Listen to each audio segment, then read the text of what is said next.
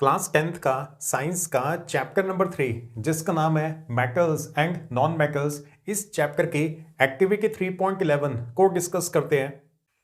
Next topic हमारे पास है activity 3.11। हमारी साइंस की बुक के अंदर जो एक्टिविटी 3.11 है उसे हमने डिस्कस करना है। चलो स्टार्ट करते हैं। फर्स्ट पॉइंट पे आते हैं। Collect samples of magnesium, aluminium, zinc, iron. देखो आपको ना कुछ मेटल्स बताए हुए हैं, इन मेटल्स के आपने अलग अलग सैंपल्स कलेक्ट कर लेने हैं। आप अपने स्कूल की केमिस्ट्री लैब में जाओगे तो वहां पे आपको इन सारे मेटल्स के सैंपल्स मिल जाएंगे।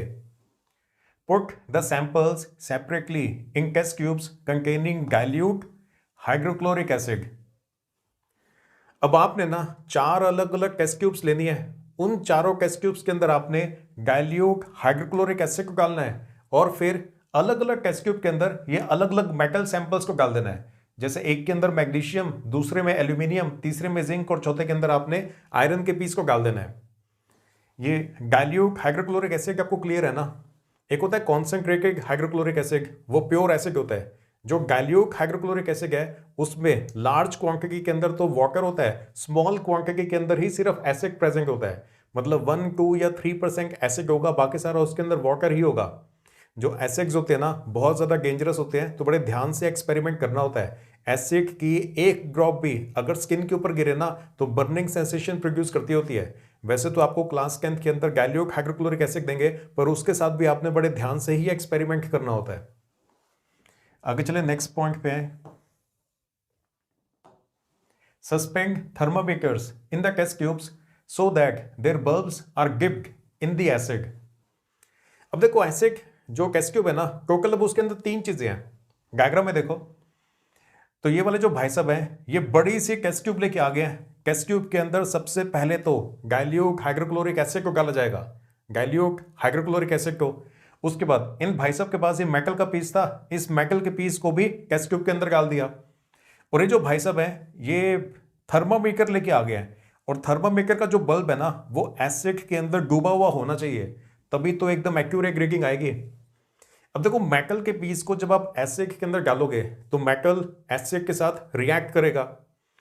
सारे के सारे मेटल्स हाइड्रोक्लोरिक एसिड के साथ रिएक्ट नहीं करेंगे। जो मेटल्स हाइड्रोजन से ज्यादा रिएक्टिव होते हैं वो यहां पे रिएक्शन को शो करेंगे।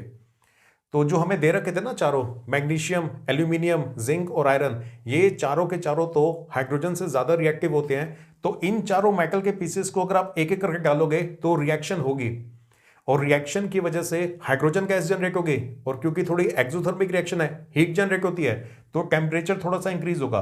तो टेम्परेचर को चेक करने के लिए फिर यहां पे हमने थर्मामीटर को भी लगाया हुआ है। क्लियर हो गया? टेस्ट ट्यूब के अंदर सबसे पहले क्या डालोगे? Hydrochloric acid, dilute hydrochloric acid. उसके बाद थर्मामीटर आपने सेटअप करना है। जो थर्मामीटर का बल्ब है वो डूबा हुआ होना चाहिए एसिड के अंदर, तभी एकदम सही रीडिंग आएगी। थर्मामीटर के बल्ब को अगर बाहर रखोगे फिर तो कोई रीडिंग ही नहीं आएगी। और साथ में बस मेटल के पीस को डाल देना है। आपके पास ना 4 टेस्ट ट्यूब होंगे, अलग अलग टेस्ट ट्यूब के अंदर आपने अलग अलग मेटल के पीसेस को डालना है। उसके बाद देखना है कि रिएक्शन कौन से टेस्ट ट्यूब के अंदर ज्यादा तेजी से हो रही है। जैसे हाइड्रोजन गैस जनरेट होगी तो बबल्स जनरेट होने स्टार्ट होंगे ना, तो हमने चेक करना है कि कौन सी टेस्ट ट्यूब के अंदर ज्यादा बबल्स जनरेट हो रही है, कौन से टेस्ट ट्यूब के अंदर टेम्परेचर तेजी से इंक्रीज हो रहा है। ये सारी चीजें नोट करनी है। नेक्स्ट पॉइंट पे आते हैं। Observe the rate of formation of bubbles carefully.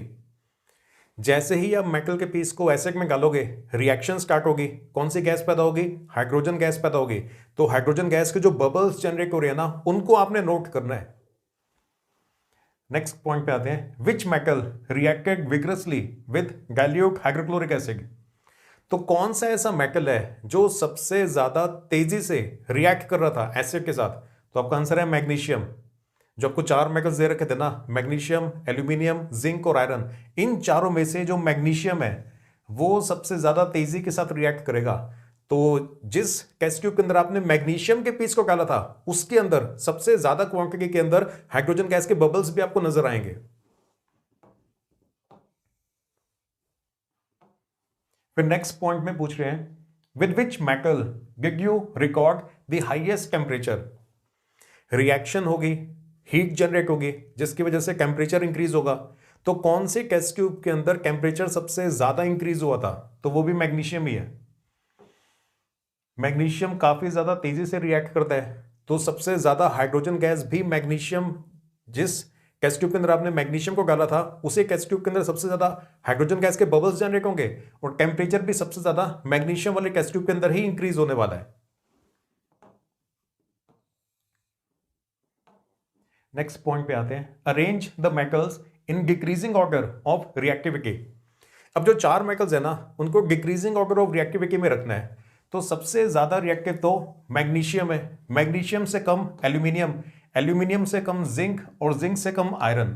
तो इन चारों में से मैग्नीशियम सबसे ज्यादा रिएक्टिव है, और जो आयरन है वो सबसे कम रिएक्टिव है।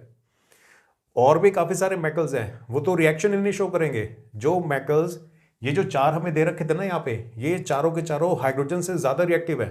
तो इनको अगर आप एसिड में डालोगे ना, ये रिएक्शन शो करते हैं। जो मेटल्स रिएक्टिविटी सीरीज में हाइड्रोजन से नीचे होते हैं वो तो रिएक्ट नहीं करेंगे। तो यहां पे जो हमें 4 दे रखे थे, इन चारों में से तो मैग्नीशियम सबसे ज्यादा रिएक्टिव है और आयरन सबसे कम रिएक्टिव है।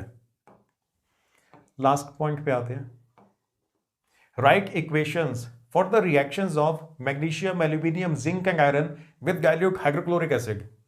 अब इन चारों के हाइड्रोक्लोरिक एसिड के साथ जो रिएक्शन होगी, उस रिएक्शन की आपने इक्वेशंस पे लिखनी है। चलो आसान है, आसानी से आपको याद हो जाएंगी।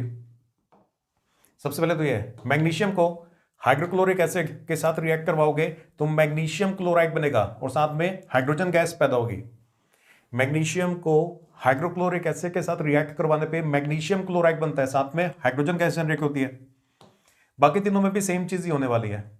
ये देखो, एल्यूमिनियम को जब हाइड्रोक्लोरिक एसिड के साथ रिएक्ट करवाओगे तो एल्यूमिनियम क्लोराइड बनेगा, साथ में वही हाइड्रोजन गैस जनरेट होगी। जिंक को हाइड्रोक्लोरिक एसिड के साथ रिएक्ट कराएंगे तो जिंक क्लोराइड बनेगा, साथ में हाइड्रोजन गैस जनरेट होगी। आयरन को हाइड्रोक्लोरिक एसिड के साथ रिएक्ट करवाने पे आयरन क्लोराइड बनेगा, साथ में हाइड्रोजन गैस जनरेट होगी। नाम लिख लोगे ना सबका, ये तो हाइड्रोक्लोरिक एसिड आने वाला है। ये जिंक, ये एल्यूमिनियम, जिंक, आयरन।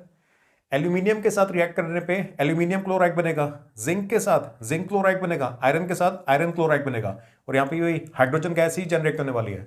तो ये इन चारों की हमने रिएक्शंस भी लिख दी है। अगर आप यहां तक पहुंच गए हो तो प्लीज वीडियो को लाइक कर देना और चैनल को सब्सक्राइब कर लो।